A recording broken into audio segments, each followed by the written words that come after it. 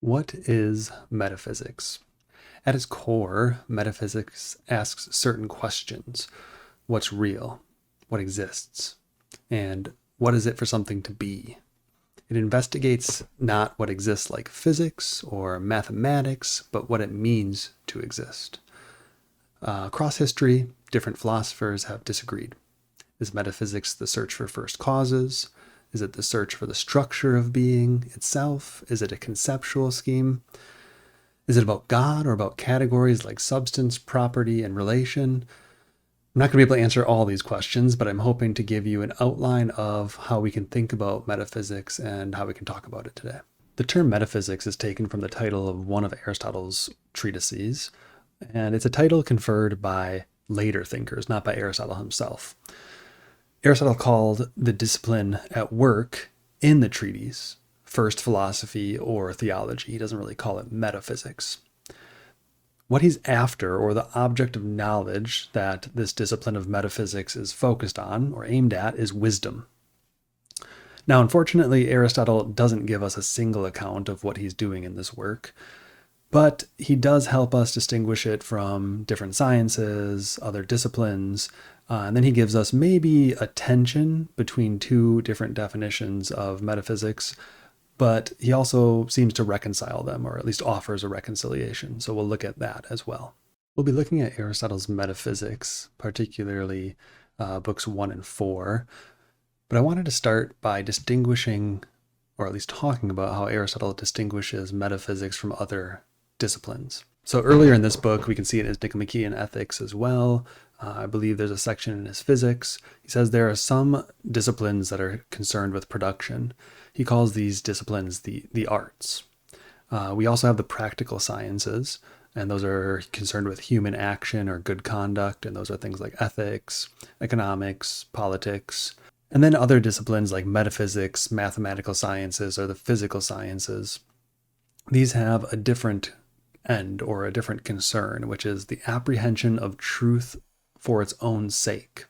So how do we differentiate metaphysics then from mathematical sciences and physical sciences? Well, mathematical sciences have quantities as the subject matter. The physical sciences are going to be concerned with the nature or the structure of the things in the natural world. Now, metaphysics has immaterial substance as its subject matter. And there is maybe one more important difference that we want to talk about. Unlike other disciplines, metaphysics doesn't just assume the existence of its subject matter. When you're talking about the natural world, you don't have to prove that the natural world exists first. But for metaphysics, we don't just assume the existence of the immaterial world. It has to be proven. Metaphysicians have to take the time to prove that there is an immaterial substance for metaphysicians to even be concerned about in the first place. So that's how we distinguish metaphysics from other disciplines. Aristotle gives us two notions of metaphysics that we can talk about here. First is found right here, and we'll also look at a different section, a previous section to this as well, just to kind of bring them together.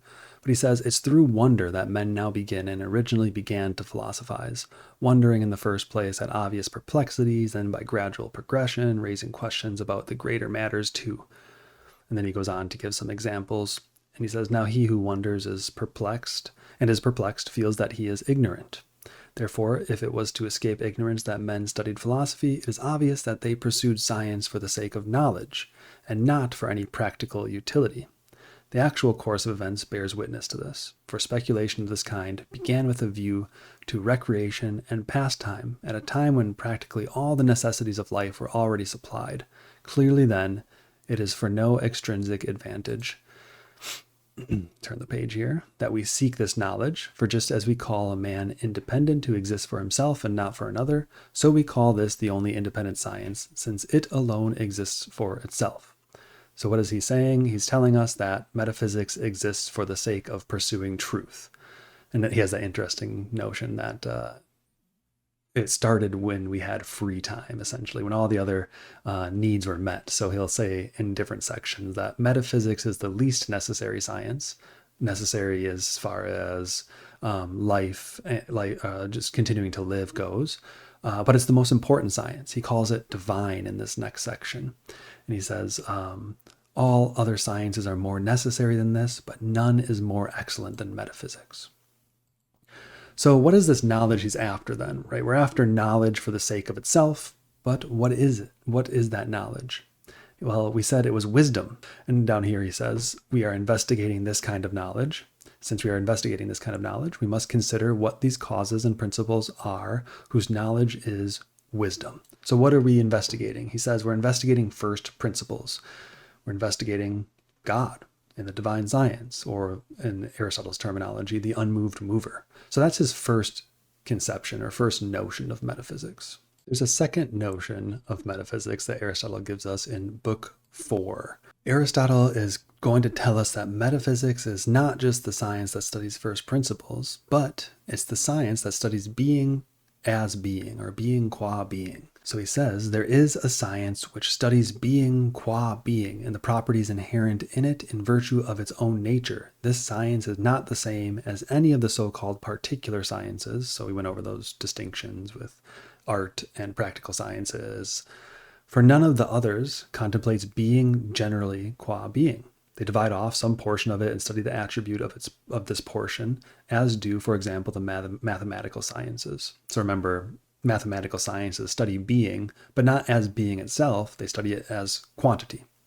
So now we have this second notion of what metaphysics is, the study of being qua being. And notice here that Aristotle does not say we're studying a particular kind of being, right? Like the physical or mathematical sciences do, but being in the most universal and abstract sense.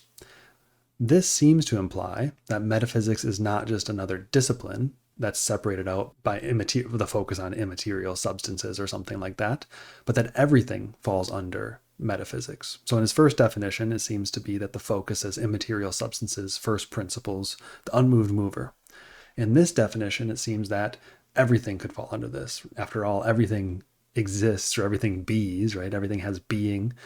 So on this reading, the goal of metaphysics might be to understand the concept of being and the general concepts that help to classify being, which is Aristotle calls these categories. These are sort of the highest or the most general kinds under which things fall.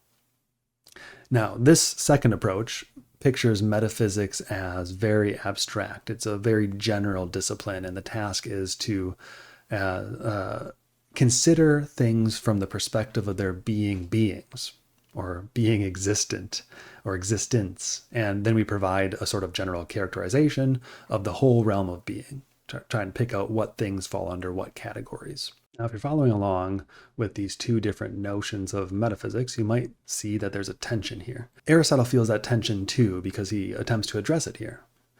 What is the tension? Well, how can metaphysics as a discipline be both this departmental exercise focusing specifically on immaterial beings, first cause, things like that, first principles, and also focusing on universals as a general, non-departmental discipline?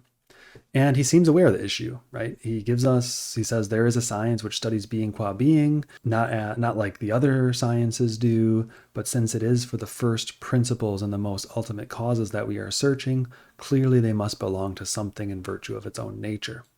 Hence, if these principles were investigated by those also who investigated the elements of existing things, the elements must be elements of being, not incidentally, but as being. Therefore, it is of being qua being that we too must grasp the first causes.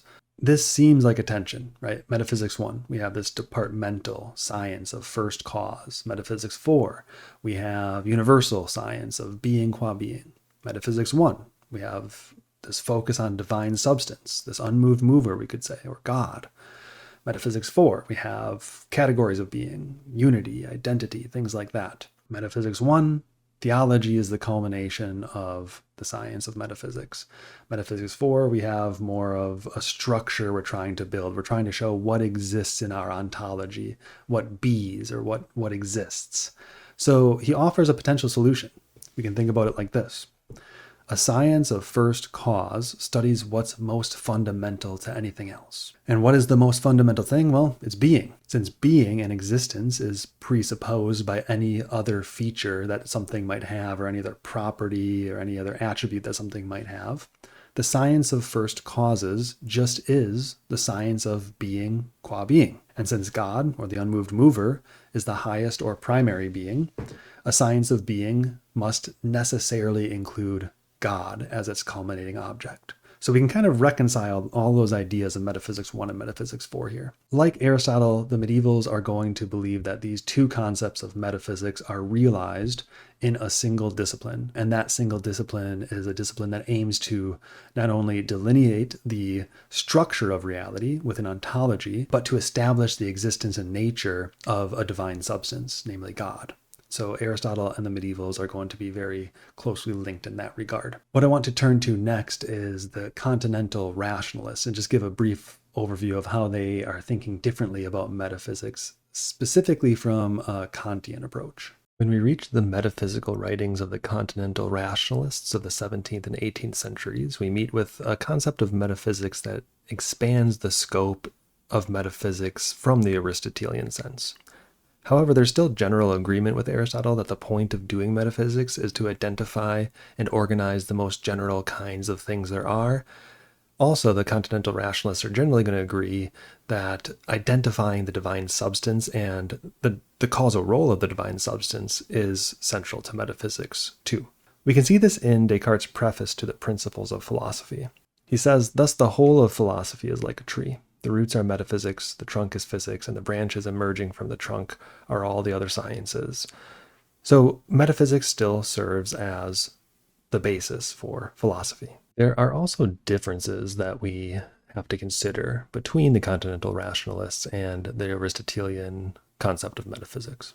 The first difference is that the rationalists added new issues to the field of metaphysics, things like the distinction between mind and body, their relationship in human beings, and the nature and the extent of the freedom of the will. The rationalists also give us a general outline of their metaphysical mapping, and that is going to look a bit different than Aristotle's. They still hold that there is a single subject matter for metaphysics, which is being.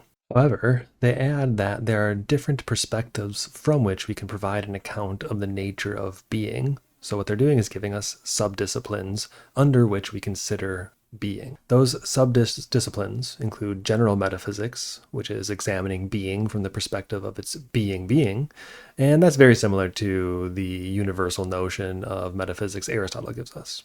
However, then there are special metaphysics, and special metaphysics examines being from a variety of specialized perspectives. We have cosmology, which examines being as found in changeable things, rational psychology, which examines being as found in rational beings like humans, and natural theology, which examines being as found in the divine. Both general metaphysics and natural theology, they seem to have a fit with the Aristotelian conceptions of metaphysics as a universal science, so that's being qua being, and metaphysics as this departmental science, which is concerned with first causes. However, there is a deeper division between Aristotle's view, or the traditional view, and the 17th and 18th century perspective. For Aristotle, metaphysical bedrock is made of the common sense objects we encounter on a daily basis. Substances are those fundamental things that undergird metaphysics, or a substance is. Whereas for the rationalists, metaphysics results in these abstract notions or abstract speculative systems. One example would be possible worlds. Because rationalist metaphysics often proceeds through a priori reasoning independent of empirical observation, it becomes a prime target for empiricists.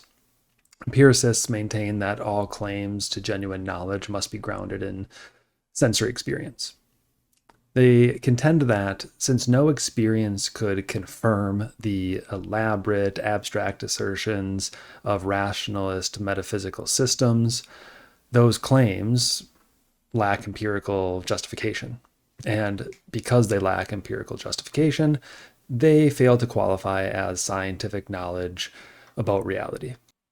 A good example of this sort of philosophy that is based in empiricism, requires a sort of justification, is logical positivism. I say it's a good example because it's an extreme example, but the logical positivists reduced sentences to three classes: analytic, verifiable by observation, or just literally meaningless sentences. An analytic statement is like, a bachelor is an unmarried man. Now, why is it analytic? We just know by the sentence itself, if we analyze the parts, we know what a bachelor is. He's an unmarried man.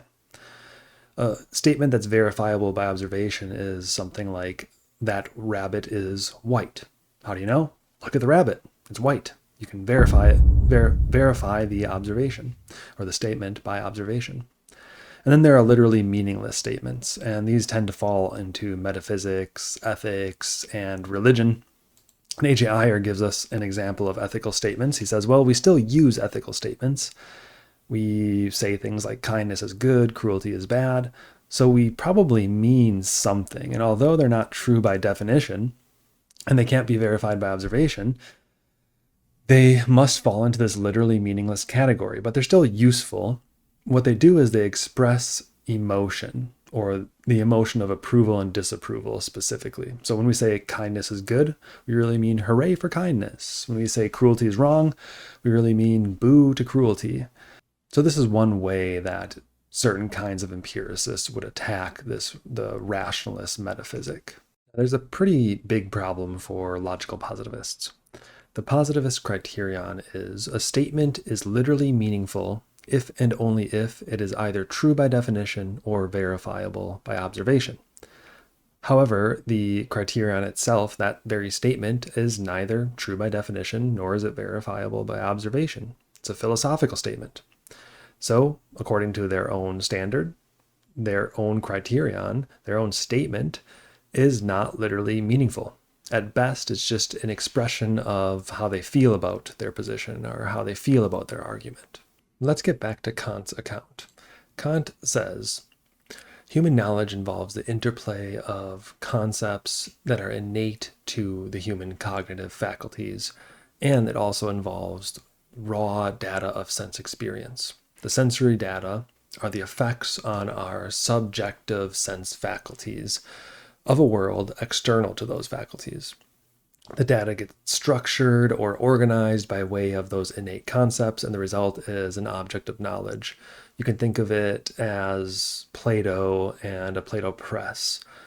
You have the Play-Doh, it's unmolded, it's the raw sensory data, and as you press that Play-Doh through the Play-Doh press, it takes a shape. The other way to think about it is like a cookie cutter, right? You have the raw unmolded dough, and then you can use a cookie cutter to cut a shape into that dough.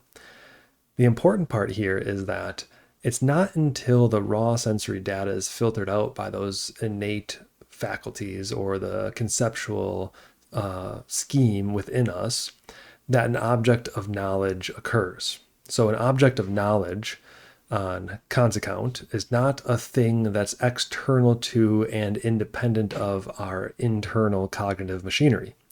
Rather, it's the product of the application of innate conceptual structures to the subjective states of our sensory faculties. This way of thinking about metaphysics divides the world up into what Kant calls the phenomenal world and the noumenal world.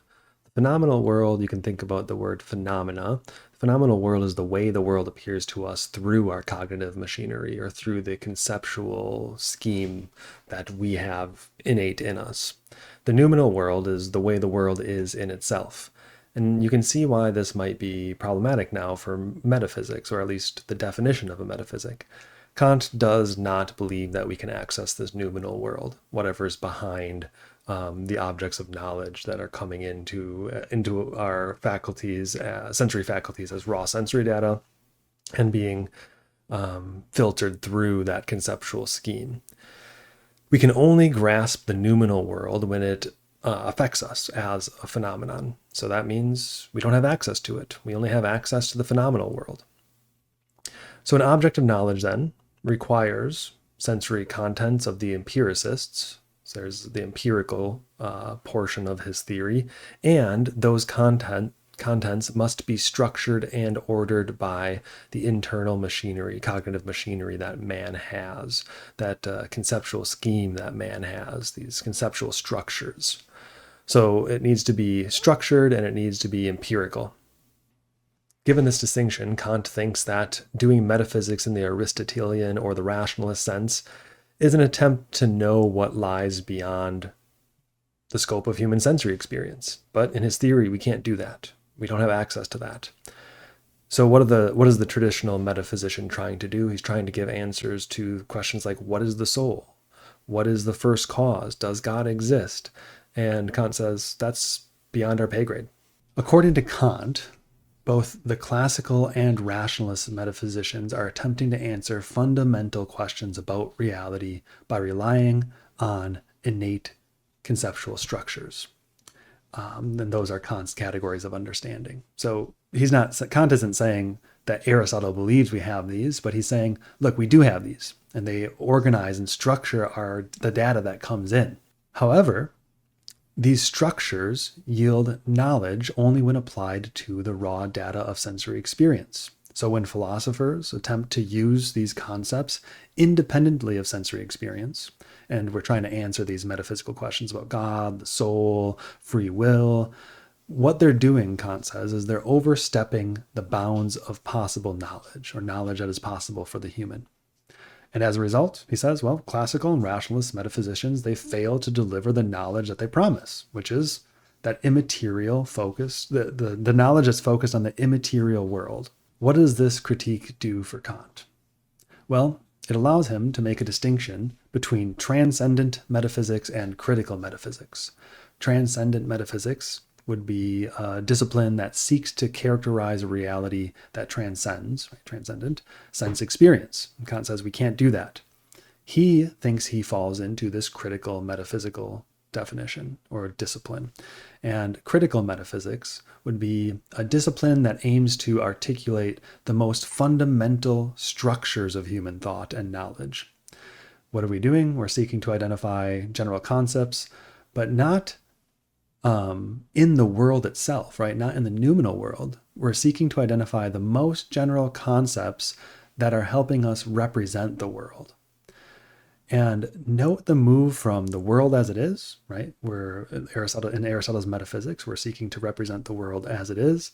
In this critical metaphysics, we're seeking to represent the structure of our thought, not the world's structure. Now, there can be a relation between the structure of the world and the structure of our thought. That's true, but we're not quite there yet.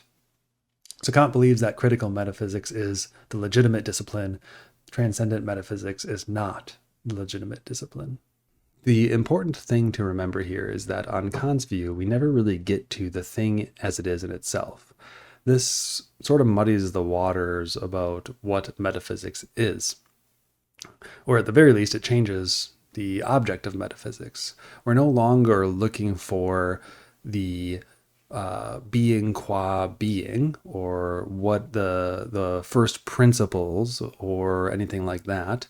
Metaphysics becomes a way to uncover and describe that structure that humans have, right? The conceptual scheme or the conceptual structure that is innate to them. Now, some philosophers believe that this structure is unchanging for all. We have the same internal concepts, we have the same innate structure, whatever that is. Others believe it's more dynamic. If you believe that we have the same structure, then you're going to think metaphysics has a stable foundation. It's an unchanging subject matter. Why? Because it's the subject matter of metaphysics would be the single, uniquely human way of representing the world that comes from that conceptual scheme or that structure. If you think that the structure is dynamic, then the task of metaphysics is more of a comparative task. We're attempting to display the different formulas that are at work at different or in different alternative schemes across history. Philosophers of both kinds, though, reject a traditional pre-Kantian conception of metaphysics. That's because any philosopher who takes the notion of a conceptual scheme seriously, or this sort of innate structure seriously, they're going to take metaphysics to be concerned with our way of representing the world, not the way the world is in and of itself. The pre-Kantian philosophers, on the other hand, take metaphysics to be getting at the world itself. Metaphysics, in that instance, is inquiring into the structure of the world, not into the structure of human thought or some conceptual scheme. Philosophers who speak of conceptual schemes generally don't think this way. They claim that metaphysics has its subject matter, the structure of our conceptual scheme or schemes is that subject matter. Why? It's because they think the world as it is inaccessible to us. They believe that, like Kant, our thought about the world is always mediated by conceptual structures in terms of which we represent the world. I don't grasp the thing as it is in itself. I don't grasp being qua being. I grasp the thing as it figures into the story that I tell about it, or the picture I construct of the world in which that filtered data is now an object of knowledge and part of that story that I'm telling about the world. So two very different ways to think about the goal of metaphysics. Now there's a version of this conceptual framework for metaphysics that we're going to call the radical view, and that is idealism. And I know there are many different views of idealism. I'm just calling it radical because I'm trying to get at the idea that all there is conceptual frameworks. There's nothing more than conceptual frameworks all the way down. The existence of an object on this view is just a matter of some things figuring in a story, right? So think of the Plato analogy, right? Something comes into your sensory data. It comes into your sensory faculties as raw sensory data. It's filtered through the Plato press, and it's an object of knowledge. It's an object of knowledge in a story now, or in a framework that you have created through your innate faculties. Truth, then, is just a matter of various components of a story that cohere well with each other. And this radical view of idealism has some problems.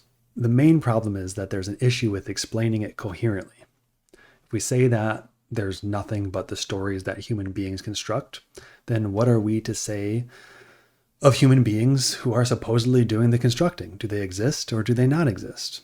And so if we say, well, humans really do exist in some robust sense, then it seems there's something outside this conceptual framework. Namely, that would be human minds. On the other hand, if humans are just characters in a story, it really becomes unclear who or what is actually doing the constructing in that idealist worldview. Is there really anyone telling a grand story or narrative at all? Now, some people are going to say, well, of course, you can just say God is the great observer. And I'm not sure that necessarily solves the problem. I agree that God is a great observer, and I agree God holds all things in existence, and he causes them to live and move and have their being. But the question is, what is being? Is it just God's conceptual framework?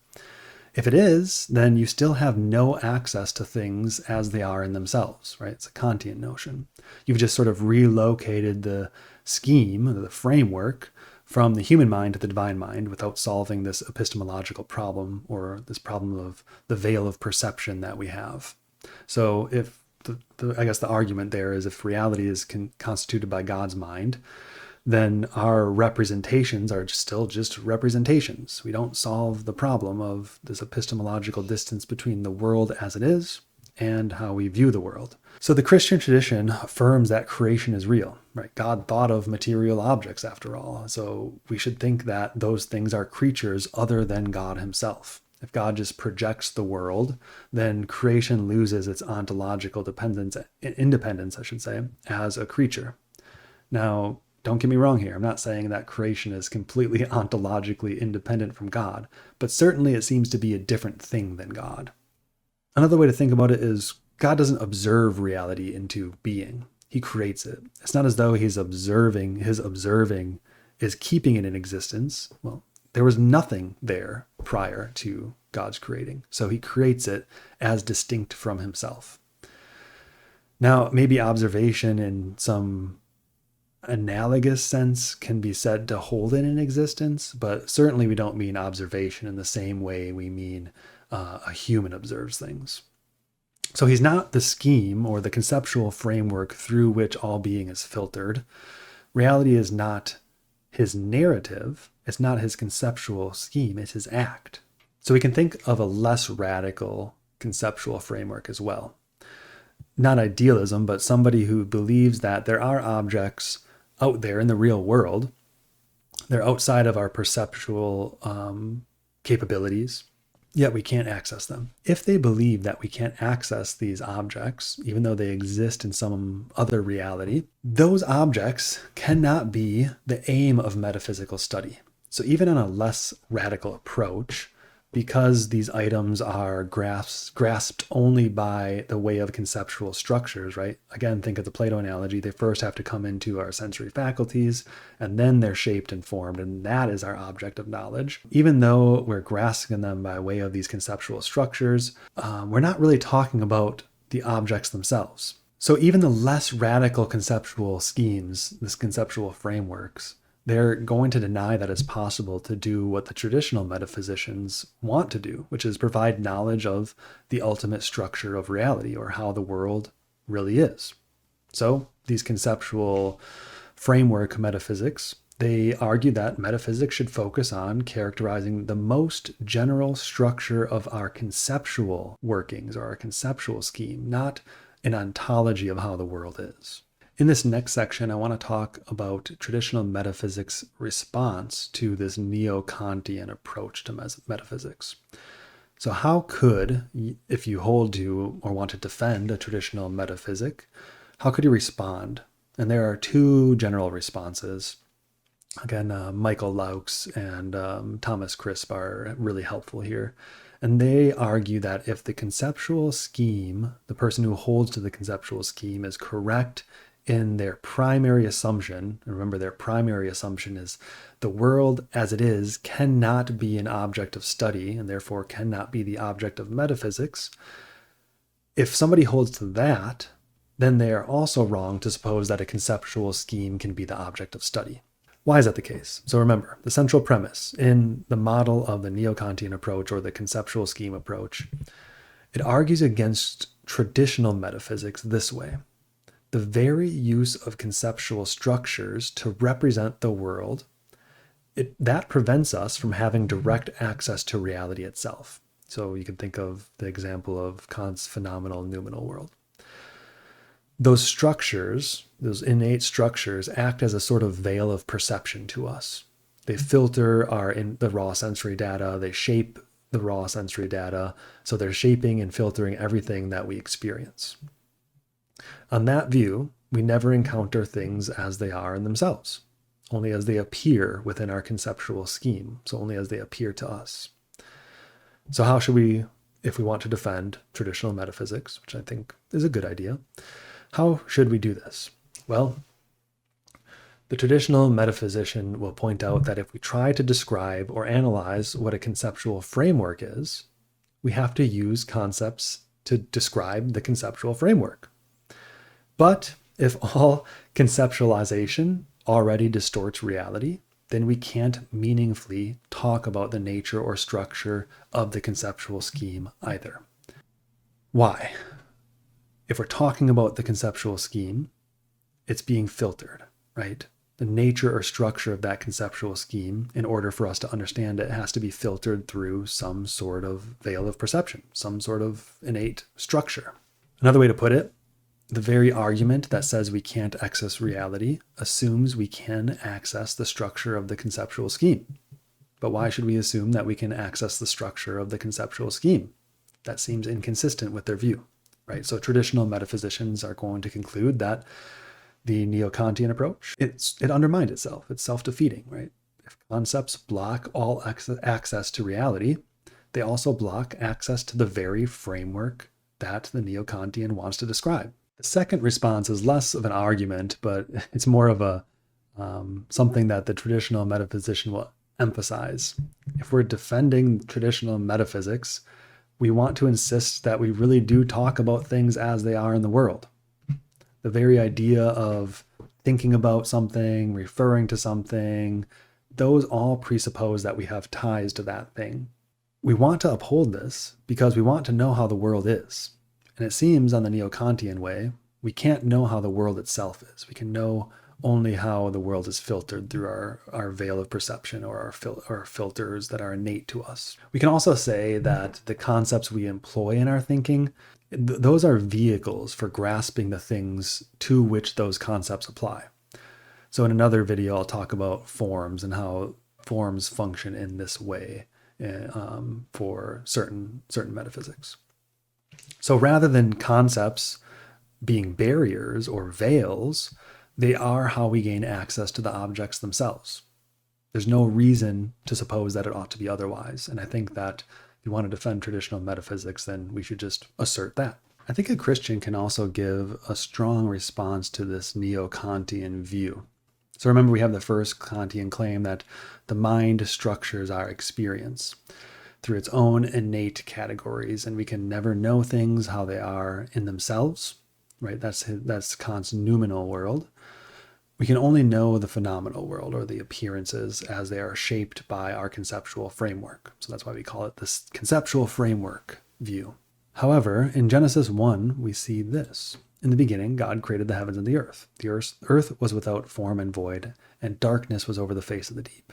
And the Spirit of God was hovering over the face of the waters. So the Christian, right away, we see that the world is not a formless material. It's not awaiting some sort of mental structuring. It is a created order. It's not chaos. It's infused with rational form. It's infused by logos. And now infused is a loose term there, but there is a divine creator, namely the Son, the second person of the Trinity. In the beginning was the Word, and the Word was with God, and the Word was God. He was in the beginning with God. This is John 1. All things were made through him, and without him was not anything made that was made. So the human mind is also made. The human mind is made in the likeness of God. We learn if we go back to Genesis 1, God said, "Let us make man in our image, after our likeness, and let them have dominion over the fish of the sea," etc. The human mind is created. It's created in the image of God, and it's fitted to know the order that was created. Part of the reason we can say that is we are called to have dominion over the order. It has to be fitted. We have to know the order. And part of that order is also that man's final end is in God. There is an order to man's faculties, right? To know the highest truth, which is God, to delight in the highest truth, which is God. So the human mind and the world are not just these independently closed systems. They're designed to correspond to each other. Knowledge is possible because both derive from the same divine logos. That's what we see in John 1. So this is a sort of theological realism we can think about, right? We can affirm that our knowledge is just not a projection onto the world. It's not just a conceptual framework. It's participation in the truth that is already there. It's created, a truth that's created and sustained by God. So hopefully that gives you some sort of idea of how a Christian might begin to respond to these. I'm sure I'm missing things, or maybe there's a counter argument to some of these, but leave that in the comments if you have one. I'd be interested in it.